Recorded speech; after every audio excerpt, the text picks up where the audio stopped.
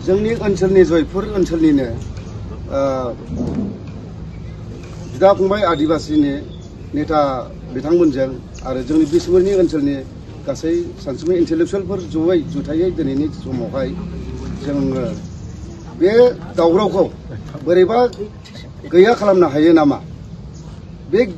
गिख्रंनाय सभाबखौ जोङो बोरैबा फोजोबलांनो हायो नामा, बेनि सोमोन्दै गुवारै सावरायदों।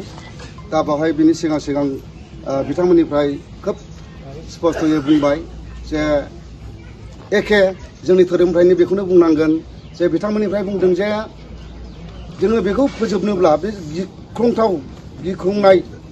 गोसोआव गिनाय बेफोरखौ जों फोजोबनांगौब्ला जोङो मोनसे खामानि मावनांगोन। बे खामानियानो जाहैबाय जे जोङो मोनफ्रोमबो गामि बेंगिरिजों लोगोसे गामिनि गोरायुंफोरखौ लानानै बिथांमोननो मेसेज होनानै बा रायजो राजाफोरनो जे जोङो दिनैनि समाव गिनाय भाबखौ जोङो गैया खालामनोब्ला जोङो बे समावहाय मैया जे जालांनाय आरो जाबावनो हागौ नामा बेफोरखौ जोङो मोनसे लाइनजों फोजोबलांनो थाखाय बे समाव बिथांमोननि गामियावहाय जोंनि मानसिया गोनांथार खामानि दंब्लाबो बे समावहाय थांथ'नो नाङा आरो बिथांमोननि धोरोमनिफ्रायबो बेबादिनो लाबाय आरो जोंनि धोरोमनिफ्राय बिदिनो खालामबाय होननानै जोङो दिनैनि समावहाय जों फोसावनो सानदों।